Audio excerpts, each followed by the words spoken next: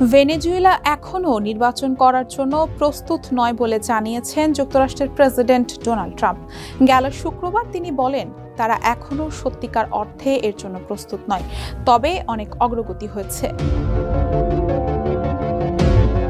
7 মাসেরও বেশি সময় আগে যুক্তরাষ্ট্রের সামরিক অভিযানে আটক হন দেশটির প্রেসিডেন্ট নিকোলাস মাদুরো। এরপর থেকে অন্তর্বর্তী সরকার হিসেবে ভেনেজুয়েলায় হাল ধরেন ডেলসি রদ্রিগেজ। তিনি এর আগে মাদুরোর ভাইস প্রেসিডেন্ট ছিলেন। Presenting Walton Crystal Series. Switch to premium. Switch to Crystal. বার্তা সংস্থা এপির প্রতিবেদন বলছে, ওয়াশিংটনের সম্মতিতে ক্ষমতায় টিকে আছে রদ্রিগেজ। ট্রাম্পের ভাষায় তিনি অসাধারণভাবে কাজ করছেন। ভেনেজুয়েলায় নির্বাচন সময় মতো নিজ গতিতে হবে উল্লেখ করে ট্রাম্প বলেন, আমাদের সঠিকভাবে সবকিছু করতে হবে।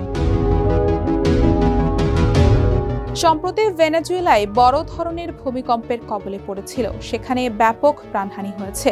যুক্তরাষ্ট্র সেই সময়েও তাদের সহায়তার আশ্বাস দিয়েছিল। দেশটি থেকে বর্তমানে বিপুল পরিমাণ তেল রপ্তানি করছে যুক্তরাষ্ট্র।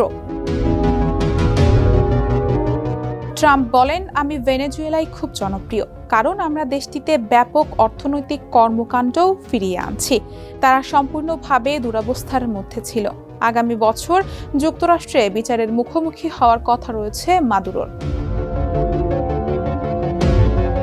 ইরান যুদ্ধের প্রেক্ষাপটে যুক্তরাষ্ট্র ভেনেজুয়েলা নিয়ে সতর্কভাবে পদক্ষেপ নিচ্ছে। এর আগে মার্কিন পররাষ্ট্রমন্ত্রী মার্কো রুবিও গত জুনে বলেছিলেন, ভেনেজুয়েলায় প্রথমে স্বাধীন গণমাধ্যম এবং নতুন নির্বাচন কমিশন প্রয়োজন।